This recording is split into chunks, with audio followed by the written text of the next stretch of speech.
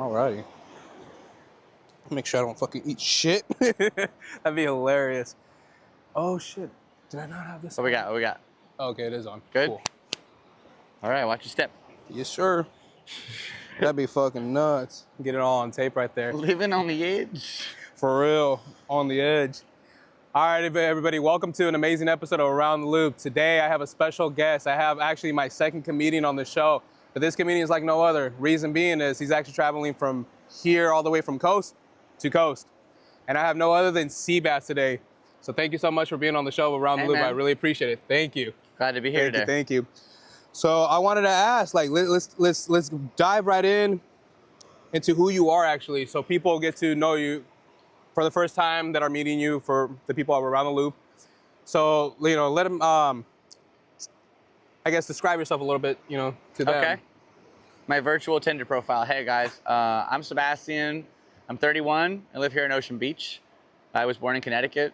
I've lived in Connecticut, Wyoming, Utah, South Dakota. Oh, wow. I moved here when I was 19 to be a pro BMX rider. Went semi-pro. I got the cover of Dig in 2020.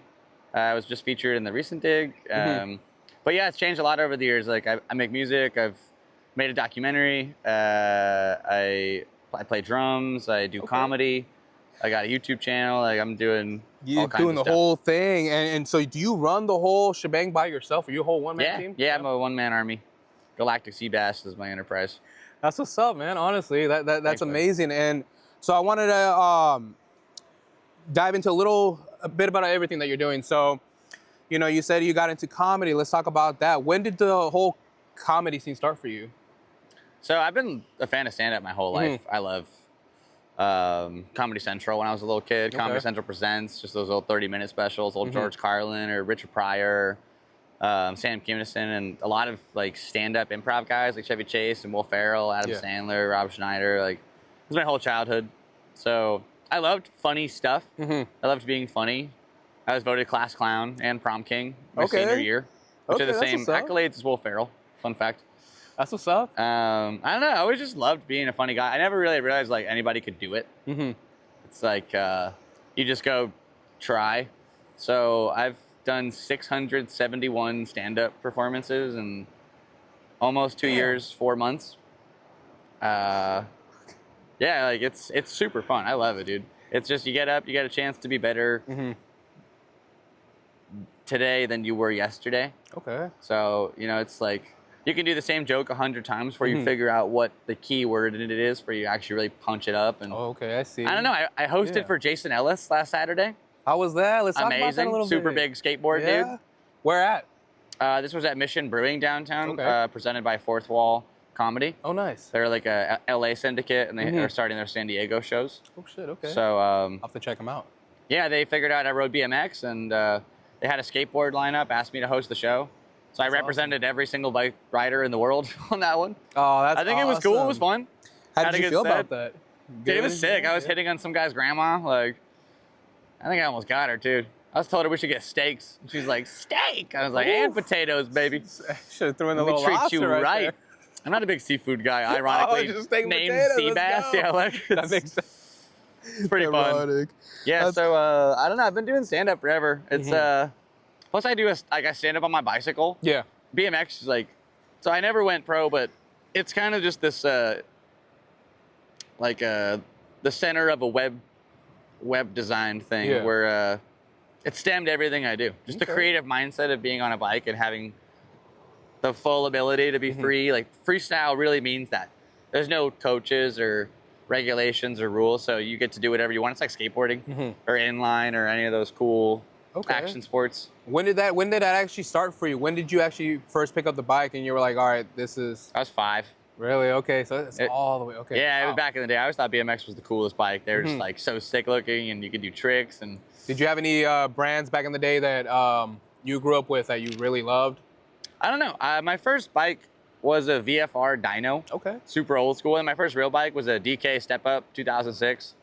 And that actually, it got stolen by like some neighborhood kids when I was a little dude. Fuck, and I was right about to go to Woodward, like Camp Woodward. on the East Coast. I got the Dave Mira scholarship to go there for free. It was like sick moment in my little youth. Yeah. And I was excited. I was really excited to go to this place. And so I didn't have a bike, but at the time, my mom knew this guy. His name was Roger, and he was stealing railroad ties from the Wyoming Department of Transportation and then selling them back to them at a profit. So he was making $30K a month. He went to prison and eventually committed suicide. But that's not the point. So, one day, entrepreneur though, this happened. These kids stole my bike, and I told my mom what's happening. She told Roger, and I got to go on Dan's Comp and pick every single part of a bike, put it together. This was brand new at my shop waiting for me. I went down there, and all of the local or all the kids at the camp were like, "You don't even ride. There's no scratches." Like, they're like, even then I couldn't win, but it was sick. I got to go and did my first feeble grind. That's like 12 years old. So yeah, the first year, I think that was the second year I got the Dave Mira. It was like a second degree scholarship because the first year I ever went, I was 11, and it was a free week. Okay. I think that was the year before. And then, so I had the bike that year, but then the next year it got stolen. So I went with this new bike, and then I had that after my dad passed, and like I moved to Utah, and that was kind of what like kept me sane. Throw in the headphones, go ride. And how's it out there riding in Utah? I mean, so I was 14, turning 15, and I lived in like downtown Salt Lake in the Murray area, and I would ride to the train station, and the train would go about 30 minutes to this town, Layton. Okay. And then Layton had this super sick skate park by the bike shop, 50/50 BMX, which is probably still out there, but like a lot of my favorite pros just went and hung out at the shop, so I would just be that little kid. Oh, that's pretty cool. Kind of hanging around and then go to the skate park. And first place I heard the word chill used in a sentence, and I did not understand like what that meant. I was like, it's not cold. They're like, no, just chill. And you're like, what? And so I didn't. Anyway, didn't understand. I do now a little bit. The lingo's caught up. If you ever want to up your lingo game, go rewatch Rocket Power, because that show was on fire with the lingo. I watched the Halloween episode, dude. They dropped major bummage. Major bummage, dude. Like, why are we not saying? I'm gonna go watch the whole season. I know. I gotta put it back on and actually rerun it. No, I think San Diego though. No, you didn't ask, but the reason I wanted to come here super bad, the BMX scene, it was huge. Yeah. Back in 2013, like when I moved, this was like the Mecca area. All the pros lived, and that was the dream at the time. And growing up in Connecticut, very different. But my favorite pieces of cinema, I always use this as an example, but Rocket Power, Lords of Dogtown, Tenacious D, Anchorman, and Point Break were all like the movies, TV that kind of just influenced that California lifestyle, surfing, you know, extreme stuff. No, that's pretty neat. Cool, so you came all the way from Connecticut to California? Yeah. How was that journey? Do you remember any? So I didn't go exact. That's the whole thing. I was 14 when my dad passed away. I lived in Connecticut. My parents separated when I was 3. Oh, okay. She lived in Utah. My dad lived in Connecticut. It was a super amicable thing. Like I flew back and forth 5 times a year. I mean, I was on over 100 flights for I was like 13 years old. It's pretty cool, yeah. Like back in before 9/11, it was sick. They could walk you to the gate and stuff. Mom could drop me off, pick me up, and I felt like a first class little. Every seat was extra leg room. It was just I don't know. I got a maid to walk me pretty much. It was cool. It was cool. So I never saw my parents' divorce as a bad thing. Yeah. It wasn't like this nasty thing other people go through. I felt really bad for that, but they seemed to get along. I had 2 Christmases. It was sick. So no, that's awesome. Then he the not awesome part was when he died. So he passed away, and then I had to go move to. Well, first I lived with this family, the Villafanos. They owned the bike shop that I kind of worked at. Oh, okay. In Connecticut, and I was racing. They sponsored me. So I finished out freshman year with them, and then I moved to Utah. So I was only there for like a year. Okay. And then we moved to Wyoming, and I graduated, and then we moved to South Dakota. Oh shit. Okay. And that's when it was so desolate. I was in this town, Whitewood. I'm 18 years old. There's 600 people, I think. Oh shit. One stop sign. Tiny. Not even a light, just one stop sign in the whole town. They had a little rinky-dink skate park. Ironically, I learned to surf there. That's where I learned to surf my bike. Okay. But I had nothing to do. The whole town smelled like molasses. It was 6 miles from Sturgis. I don't know if you know Sturgis, the motorcycle rally. the big rally they have every year. Okay. So it's a little town, and it's like 30 miles from Mount Rushmore. Okay. And the population's 5,000. And then for 2 weeks out of the year, the population's 2 million.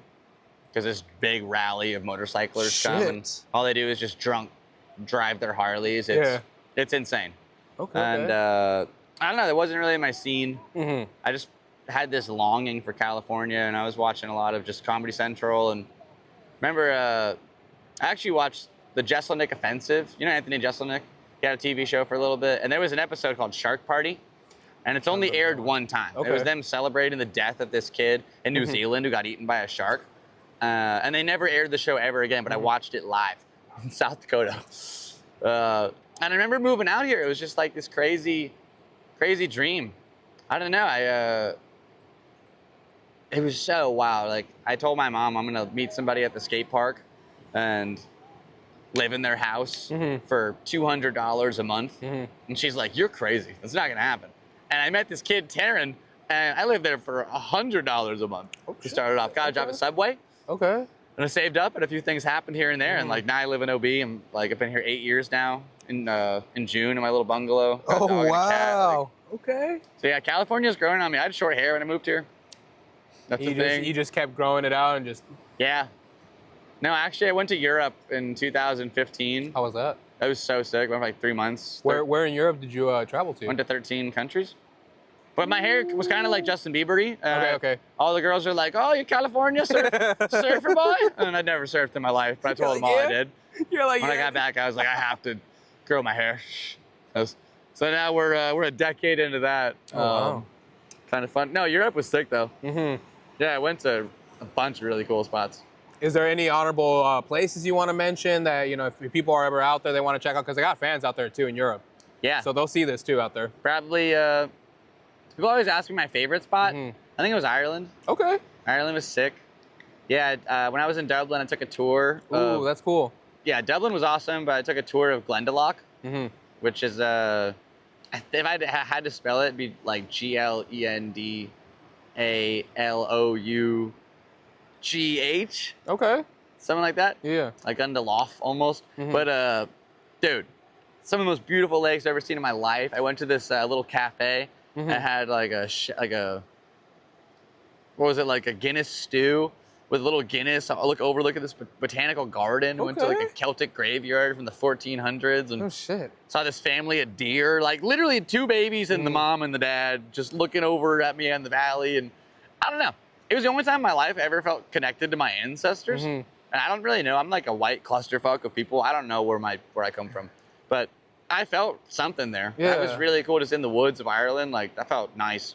I can only imagine. One of these days, I definitely would like to go out there and check it out too. I can only imagine how really nice it is out there. One thing that really surprised me was when I got there, I probably got there like 10:30, 11 at night. I couldn't find a drink anywhere. All the stores wouldn't sell me alcohol. Like the bars wouldn't sell like past midnight or something. Yeah, I had to like. Interesting. The only way to get alcohol was to like pay $50 to go into like this underground fucking bar where like all the young people were trying to get in, and it was like, obviously this is a ripoff. But the whole, you know, like cliche stereotype of a plane landing on a runway of bottles, like, no, I could not get a drink. I wanted whiskey so bad. I was pissed off. Was there a certain whiskey that you were trying to? I didn't care. Just any? Okay. Just whiskey, yeah. Just whiskey, okay. And yeah, so this year I actually took a huge break before this whole adventure that I'm about to take off on. Yeah. I made it 50 days, no alcohol. Oh, congratulations. Which is pretty cool. That's good. Hey, that's something to be truly proud of. I was going for the full 60. My buddy Sam came in from Vegas, and I told him everything that was going on, and he's like, "You're drinking a beer," and I said, "I'm not drinking a beer," and he said, "You're drinking a beer." And I don't want to get like kind of downy, but just something that like I've learned personally in my life. A long time ago, I drove out to Wyoming, like when I was 18, 19, something like that. So I'd moved, and I'm in California now. And I remember all these guys from high school. My friend Tyler Momberg, I wanted to go hang out with him. I called him, like I go to his house, I hang out. I snuck this weed from California. I brought it. We're in Wyoming, and I was like, "Dude, you want to smoke this?" And he's like, "Dude, I got this job interview. I can't do it." And I felt really bad. Like I was like, "Ah, come on!" And trying to convince him to smoke. And obviously I was like being a little bit of a, not like the best friend in that regard, but I just wanted to hang out with my buddy like old times. And, like, there's lots of jobs. You can still get that job. Like, True. And so then, like, I was like, all right, well, you know, it is what it is. It was good to see you. Yeah. We hang out, and then I leave. And a week later, I don't want to get sad, but dude, he flew out of a windshield, and he did not survive. I'm sorry to hear that. No, yeah. And it's like, like, what was the? Were you on the way to the job? Yeah. Just like, I don't know, man. And like, I never get the chance to smoke with him. As stupid as that is, like, it was an important thing to me. It's like it's like how we grew up. And so my buddy came over and was like, what if he blew up tomorrow? Or I blew up. Like, you know what? I'm having a beer with my bud. I'm still very, like, the whole point of the sobriety check was to kind of like do dry January, a little extra, but to make sure mentally that I was focused on this trip. I really want to do it. Because I'll tell you the truth, bro.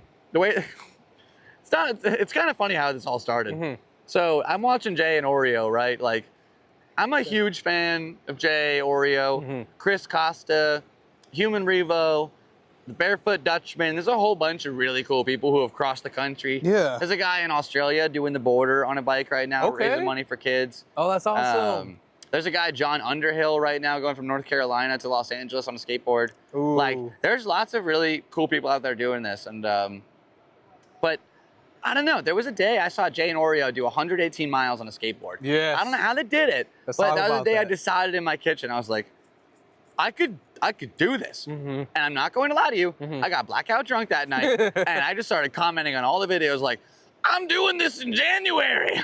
And then the next day I told some friends, they're like, what? That's like a terrible time to leave. It's cold and are you ready? And like, what?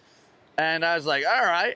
But that's what set off this spark of, even though it wasn't all fully in the books yet, it was like the idea was in the universe. Yes. And it was like, you could do this. And then I'm getting DMs, when are you doing this? I want to go with you. Blah, blah, blah. Just from like all kinds of like random. That's pretty cool. All that support. Little place. Oh, yeah, like immediately. Yeah. And I'm like, okay, well, this is kind of neat. And so that's how, and then I don't know, I just, I was like, I'm going to stop boozing.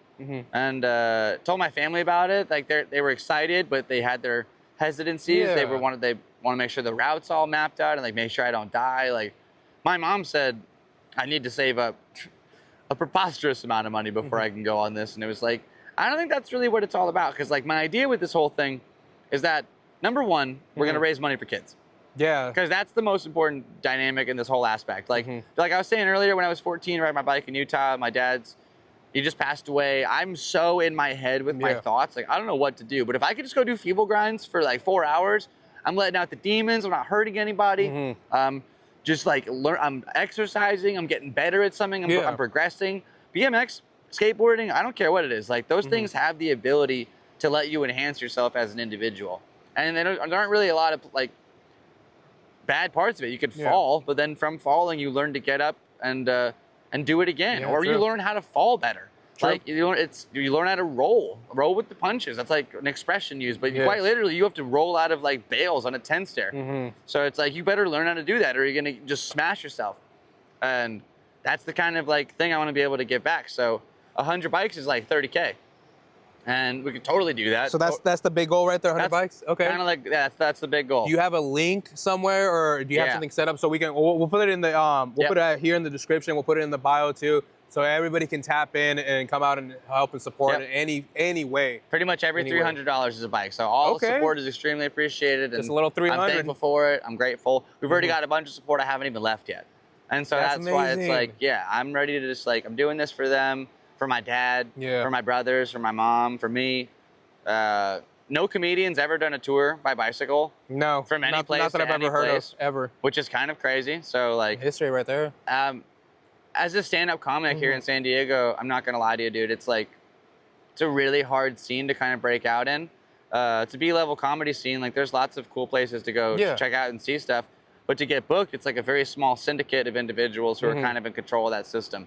And it's almost like a high school or a middle school cafeteria. I see. Where there's all these lunch tables of different kind of cliques and groups. And if you don't fit in that table, like you're not gonna fit part of that. They're not gonna book you on shows. You're not gonna do those. And so it's really limiting in the ability to kind of grow, Yes. get more time on stage, and like keep doing sets. I'm doing everything I can. Like I'm the official photographer at the Yellow Door, That's which is amazing. National Lampoon's very first club in America. They're opening up in New York and LA soon. Check them out. Oh shit, I'll put it out there. That's an amazing opportunity. I've done over 600 sets in 2 years. Oh shit. Like with I said the exact number earlier, but it's amazing to be able to progress and like just constantly be grinding. Like, and I've had really successful sets. I've bombed really bad too, but that's about like getting up and doing it over and over. So one thing, there's a Ralphie May masterclass on YouTube for any aspiring comedians. I'll put the link in there too. That's so one of the best that. videos. Every comedian should watch that. Besides social media, it's everything you need to know about becoming a professional comedian. Yes. And there's some really amazing pieces of advice in there. So probably one of like the main ones that I took away was just like, look, there's gonna be people that you don't like, that you don't think are as funny as you, and they're gonna get booked on shows. You're gonna get booked on shows. You're gonna get fired from those shows.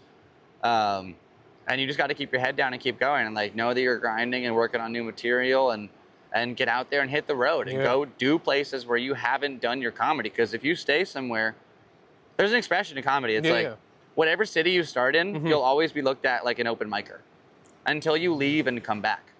That's like the only way to be like a feature, a headliner. You can't just stay there forever, because everybody else is like, I saw you when you started and you sucked. So don't tell me that you're hot shit now just because you got a couple zingers.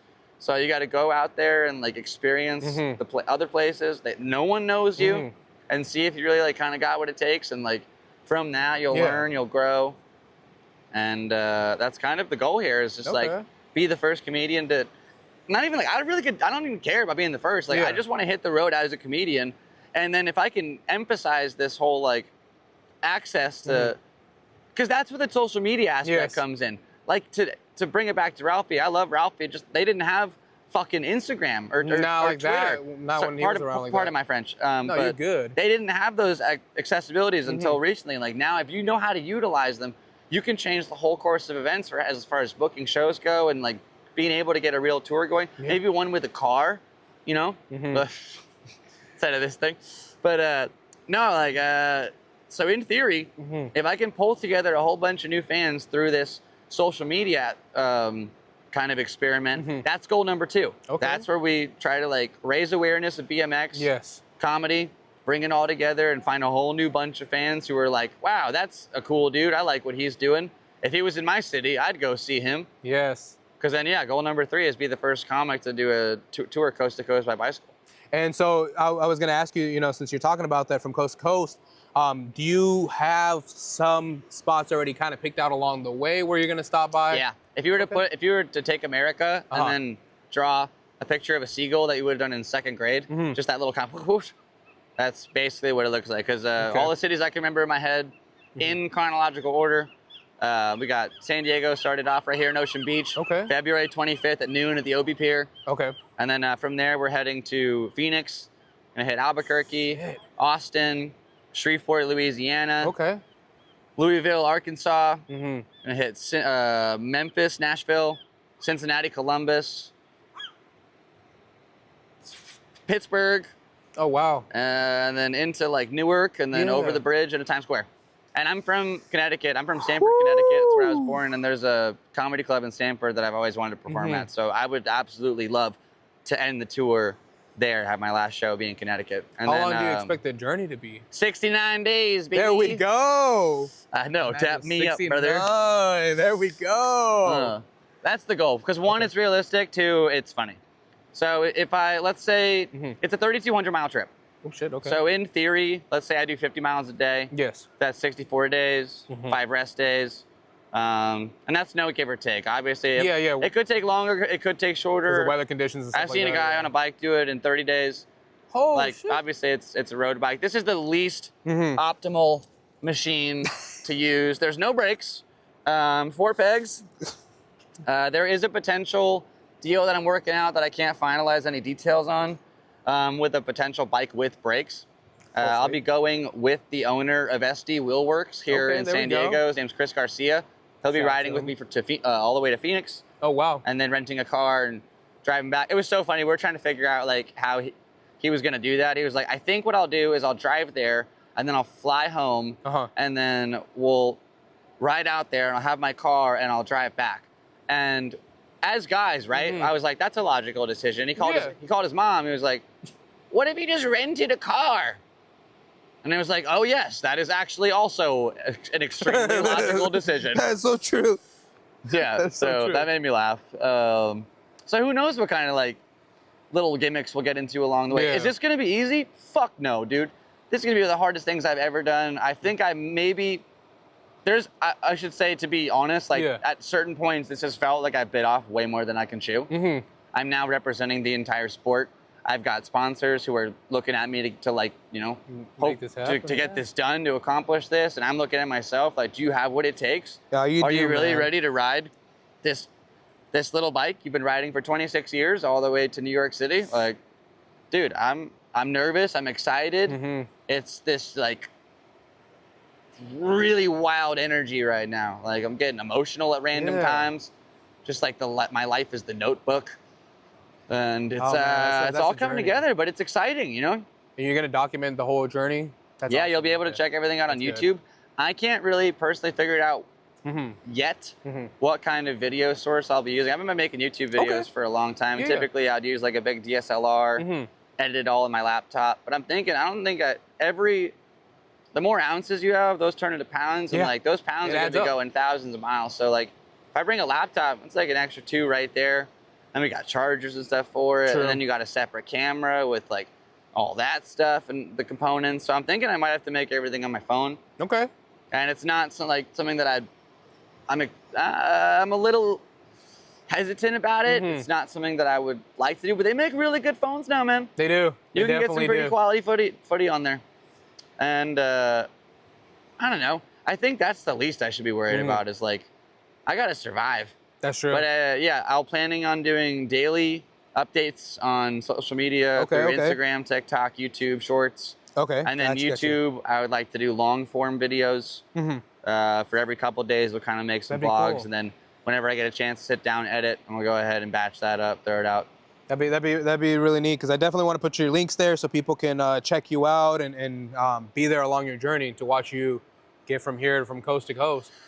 It's gonna be a crazy one, man. I mean, I'm looking out at this ocean right now, and this is where it all starts. And there's a long way to go before I get to the other side. And not even that, not even going straight across. I'm taking a huge tour down. Yeah. Because I love Kill Tony, and I've signed up. Yeah, let's talk about that.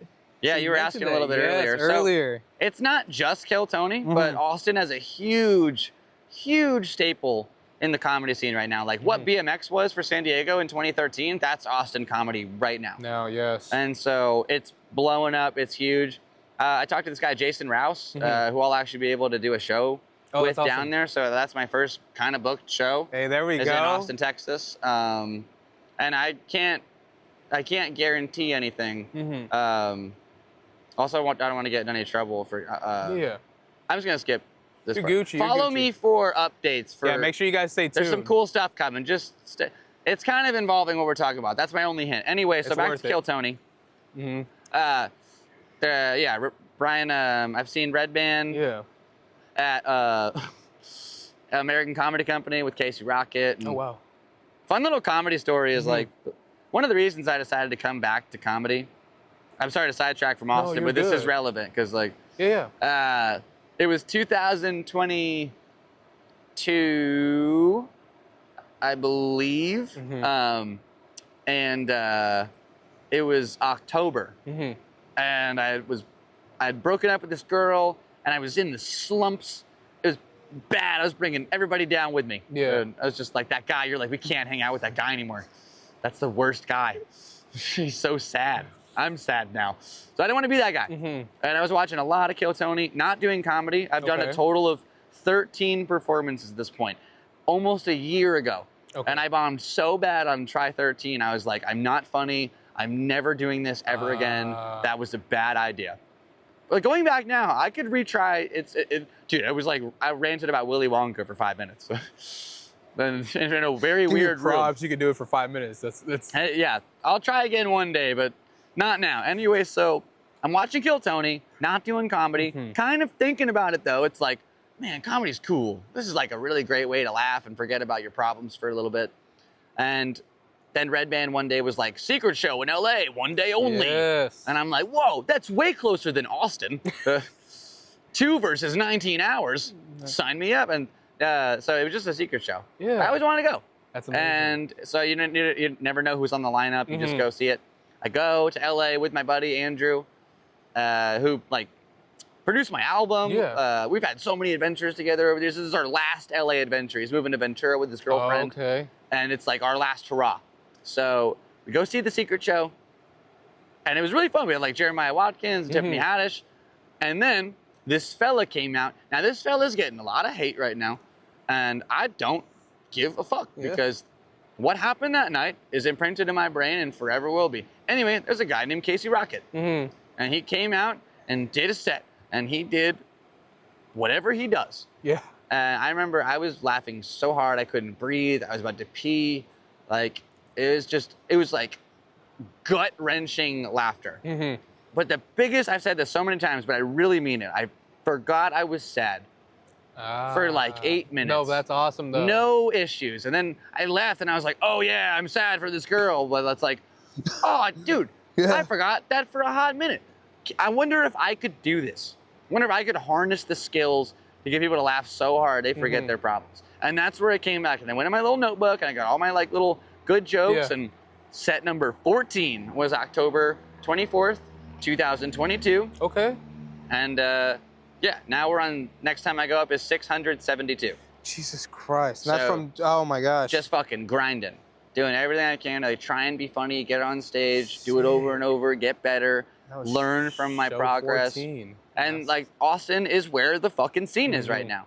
So I've gone to 5 Kiltonys. I signed up for 4 of them.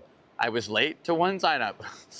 They switched the times. Yes. Friday and Saturday. Friday was 5:30. Saturday it's 4:30. What the fuck is this? How's the process for that for people that are curious about actually sign up? Yeah, I'm curious. Yeah. So you get there early.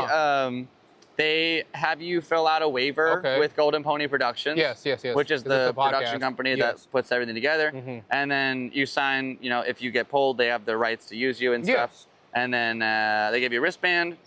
And then, yeah, they pull names. And it's legit. I know it's legit because here's the thing.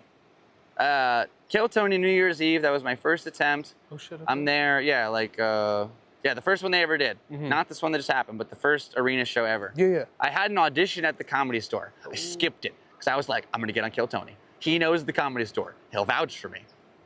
Don't do that. If you're in that position, it's a bad idea. So I go to this. It's so crazy. I left with what I thought was it's a 19-hour drive, right? I can't sleep. I have to drive straight there. The show's in 22 hours. I start the drive. I forget there's a 2-hour time change. Now there's like, I have 20 hours to make a 19-hour drive. I make it with like 30 minutes. Jesus Get Christ. to the show. And like, go, don't get pulled. Fine, whatever. I'm so sleep deprived. Who cares? We got tomorrow. Go back the next day. I'm in the sign-up line, right? And it's like, I remember this fella behind me, like if we're in line, you're that guy. He had a dog. He had kind of like a weird face, glasses. Yeah. Just a very like, I know your face. And so when we're signing up, my phone is charging in my car because I know I'll need it at some point. It's super dead. And I get to the guy with the clipboard and he's like, what seat are you in? And I'm like, oh, I don't know. It's like section. He's like, nah, dude, I need your exact seat. Because what they'll do is they'll wrangle somebody to go like run through the arena, grab you, pull you back. Because the first time they ever did it, they pulled somebody and they just had to run from the back of the arena all the way up. That was pretty hard.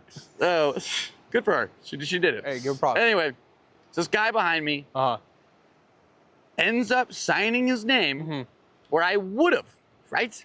In theory, I would have been that piece of paper, but I'm not. Yes. I had to go get my phone and come back, and now I'm in a new slot. And that guy was pulled first on the Mr. Beast episode. And it was like, is this one of those situations where it's like the time machine with Guy Pearce, where no matter how many times you go back in time, you can't save your wife? Or did I fuck up my whole life? Because they gave a guy 10 grand. Mr. Beast gave a man 10 grand that night. Yeah, I saw that. And he didn't even do comedy. He just split his wiener doing some weird thing. And I remember I had so many bills. I sacrificed everything to get there. And it was like, I don't like this. But it was still fun. Like I had a good time, made the most of it. Met David Jolly. Oh, wow. Got to shoot him here at Mic Drop, and then ended up doing some time. That was fun. So, like I made it worth it, but it was still just holy shit. So I'd love to go back to Austin, have a booked set, at least something, and then try to kill Tony again. Hopefully the 5th time's the charm. But can you imagine the story of a guy riding a bicycle from California to Texas? That's you rode your bicycle to Austin? Why? I don't get it. So I'm looking forward to hopefully seeing you on Kill Tony on your way there. That would be, or we're all gonna book on it. Shit, we're gonna book on it. I've had a lot of friends tell me they're watching every week, waiting for me to pop up, and it's like, yeah, dude, I'm ready for it. One of these days, Lord knows if you could see my face once this is our last bucket pull. Not you, Seabass. And it's like, oh, my soul. I'm just like in the balcony, like, yeah, this is cool. Because it's actually really funny to go there as a comic, and then you meet all these non-comedians, and they're just there to watch the show and have a good time. And you're like, wow, I bet you're having so much fun right now. But every time I watch somebody go up and bomb, I'm like, I got a minute. Let me do my minute. Oh man, and then it's funny, my minutes changed over the years too. What I thought I was gonna do the first time, wouldn't do that now. Okay. And now, like, and then when I thought I'd do the 3rd time, like, wouldn't do that now. And now it's like, I don't know what I'll do. Like, but it's not about minutes. Like, comedy isn't about 1 minute. It's about being able to like be true to yourself. Okay. And like know what you think is funny and find a way to translate that authentically to an audience. Best advice I ever probably got in comedy was from Big J Okerson. You familiar? Yes. Okay, cool. I met a lot of people who aren't. They're also not comics, but like, anyways, Big J and I, midnight on New Year's 2000, into the 2023, right? So now I'm back in the game like 2 months or whatever. Yeah. And I'm taking it pretty seriously. Like I'm gun home there every day. And we're talking about like being funny. He's talking about opening up for Patrice back in the day. Oh shit, okay. And yeah, it's like a kind of a cool story, I'll tell you. That's neat though. So basically like, I'll do both. So he told me, I'm getting kind of chilly. I might have to call it kind of soon there. Yeah, you're no worries. All right. So it's Big J, 15 years ago. Yes, sir. Opening up for Patrice O'Neal. Patrice is 15 years into comedy. Big J is 5 years into comedy. And he's opening up for him, like doing this. And he says through the game of telephone, basically, a bunch of people are saying that Patrice is saying that by the time he gets on stage, he can't even do his material anymore because Big J has already done it all. He's doing like all these kind of self-deprecating fat jokes. Yeah. Kind of early stuff. And so eventually, Jay's sad. He's devastated. That's his hero. He's like, oh no, I don't want him mad at me. I'm not trying to take his jokes. And so Patrice calls him. He used the N-word. I'm not going to do it. But yeah, I think he's got the card. It's not my thing. It's in his back pocket. That's there, yeah. And so he says, look, man, I'm not mad at you. Let's hang out and we'll chat about this. And so they sit down and he's like, look, dude, if you want, this is Patrice to Jay, if you want to do fat jokes, that's fine. Because I have a lot of things to say. I'm an artist. I believe in what I'm talking about. And I don't have time to worry about what it is you're doing. I have an impact and I have a viewpoint and I want to share that with the world. And Jay's like, I want to have a viewpoint. I don't want to think about stuff. And that got him to kind of write and become a more prolific joke writer and turn him into like what he is today. Yes. God rest Patrice's soul. That's like my biggest comedy idol maybe ever. Never got to see him, but the dude has made me laugh harder than maybe anybody else, besides like Casey that night. So, whoa, never compared Patrice and Casey. Never doing it again. Very different styles. Yes. So basically, the second thing he told me was like, when you're a comedian, you're a funny person. Yeah. You are like just like a funny person in life. That's at least how you view yourself. True. So, like, let's say you and me are hanging out randomly, or don't even use me. Imagine like I'm like a buddy you've known for years and years, and you're just hanging out, and all of a sudden, through like a couple sentences, you just start laughing, like hysterically. And everything you say becomes like on top of added more laughter to the point where you're just like, oh, this is ridiculous. Okay, when you went into that situation, did you have like notes or subject material or a punchline or any of these like comedy elements ready? No, you were being yourself, you're being genuine. So this is you when you start. I got to put this coffee. No, I'm catching you. I'm catching you. So this is you. So I have so many things. At the beginning. Yes. You're like, so you're funny with your friends and stuff, and then you're gonna do comedy. Now like years are gonna go by, anywhere from like 5 to 20 years, and then eventually you're back to being you again. But the audience is like your buddy, and you're just doing it. You're just in the moment, in the pocket.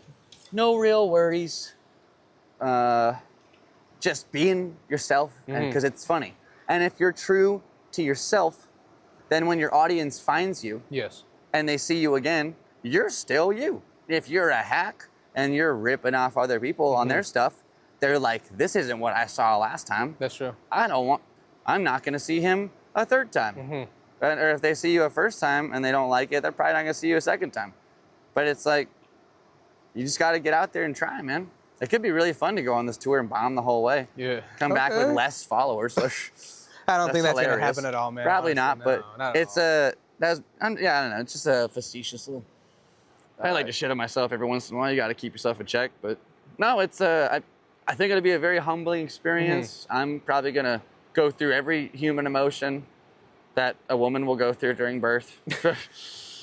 Just screaming and crying and this is one and moments of glory, and I don't want to compare myself to it. I'll never know that pain, but I do respect the shit out of it. You guys and your stretchy things, it's pretty cool, man. Stretchy things, there we go. Stretchy things. So no, I know you're looking forward to this exciting journey, man. It's a journey of a lifetime, and like I said, this is my first comedian I've ever met that's actually gonna you're making history. You're making history as we're speaking, and I'm looking forward to I'll give it a go. Keeping up with your journey and letting the folks around the loop know too, like, hey, what's going on with Seabass along his journey as well. I'll make sure I post the links and stuff like that. Show that full love and support, and hopefully everything works out for you in your journey out there. Hopefully you make it safely and everything, and whatever Around the Loop podcast can do, the supporters out there, the folks around, if you can donate, any money helps, and $300 gets a bike for a child. So let's make that happen for, kids that never had a bike. Sharing posts too goes a long way. It does. So. You don't have any cash to send, that's totally cool. Like the stuff, check out the YouTube, share the links, share the stories. Yeah, I'll definitely make sure I put all that in kind there. of you kids know how to work phones. No, I appreciate that. So, I wanted to ask 2 final questions right before we just close this up now. So the first question is... Are you cold? Hell yeah. Let's go. Hey, it is pretty chilly. I'm not gonna lie, even I'm wearing a coat and it's pretty chilly. It is. I give you props for not having a coat, man. No, hey, respect. No, it just breaks off. That's a team movie. I'm pretty funny. Come see me on tour. I'll be hitting a city near you. You guys got to check them out. And you said your show is February 25th? That's when we take off. That's when you take off. So you can say you're going to be performing in Ocean Beach, though, right? On the pier? Or is that just when you're taking off from there? I guess I could tell some jokes, but I don't know. But that's a cool idea. Yeah. I'll just get a megaphone and do a couple of dad jokes. Yeah, that'd be cool. And okay. Just right off. We're leaving now. There you go. Thank you. that'd be pretty cool, honestly. And we'll see how it goes. But yeah, if you would like to come ride along for a little bit. Okay. If you're along the way, anywhere along the route, come say what's up. Come tag along, do a couple miles or a few blocks or whatever's comfortable with you, or just say hi. I'd love to meet some new friends along the way. If you know any comedy clubs in town, in a place where you live, send them my videos so they can kind of see oh, that's cool. Because the goal is to kind of get booked along the way. Yes. And then finally, if you want to come take off with us here in San Diego, if you're local, takeoff date is February 25th. There we go. That's a Tuesday. Okay. At the Ocean Beach Pier. We're going to leave at noon, which is a pretty weird time to leave. Probably should have left at 8 a.m. But you know what? I decided to do that day because February 25th, 2025 is a numerical anagram, 02252025. And the only other day that happens that year, or this year, is May 22nd, which is my brother's birthday. And he's getting married in Oh, that's a June. So I blessing. really want to get this thing done by June, and we'll be in New York City. I'm trying to give away 100 bikes. So a stipulation that I come up with for this is you need a good report card if you want to buy it, because I'm sure I'm gonna have a lot of requests for this thing. Oh, hundreds for sure. So yeah, best report cards are gonna go in the pool for me to choose kids to get bikes. Keep your grades up. We'll be doing a giveaway, hopefully in New York when we get there. Oh, wow. For sure, a giveaway here in San Diego at Claremont Skate Park. First, I got to get there though, so I got to do this. So stay tuned, support the journey.